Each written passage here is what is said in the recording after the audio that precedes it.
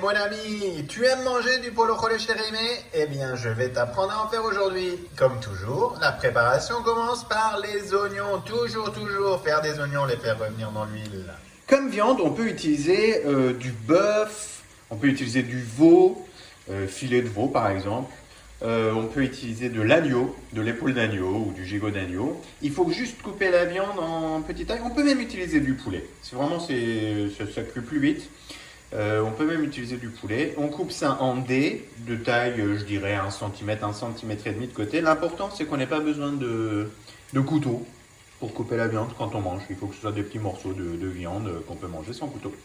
Voilà, on les découpe en petits cubes.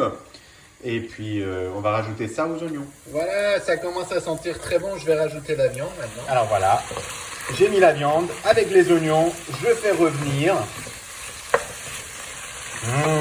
Ça va être bon ça. Donc on dore la viande. Et puis ensuite, il va y avoir le jus de la viande qui va au début qui va cuire dedans.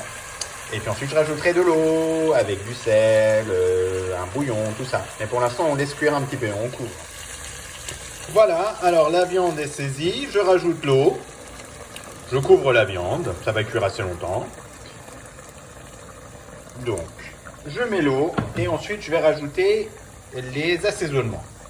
Donc du sel, de la poudre de limo ammonique, qui est le lime, les citrons qu'on met dans le réimé, et puis un bouillon cube de bœuf. Pendant ce temps-là, j'ai lavé les lapés que je vais rajouter à la viande d'ici peu de temps. J'ai aussi rajouté un peu de curcuma dans la viande et effectivement le mieux c'est de rajouter la poudre de limo et le curcuma avant de mettre l'eau.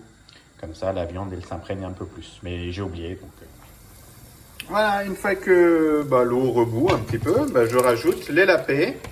Et en plus j'ai changé d'avis parce qu'au lieu de mettre des frites, je vais faire du reimé kadou avec des courgettes. Donc j'ai mis des courgettes au four.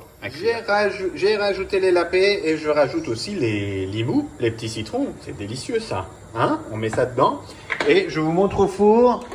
Voilà, les courgettes au four, 200 degrés, je vais mettre 20 minutes. Voilà, les courgettes sortent du four, je les mets dans le jus pour que le jus rentre à l'intérieur des courgettes et qu'elles soient juteuses. Donc il y a encore pas mal d'eau. Donc je vais laisser s'évaporer. Et une fois que c'est bien évaporé, je vais rajouter le concentré de tomate. Et on pourra passer à la table. Je viens de rajouter le concentré de tomate. Et voilà.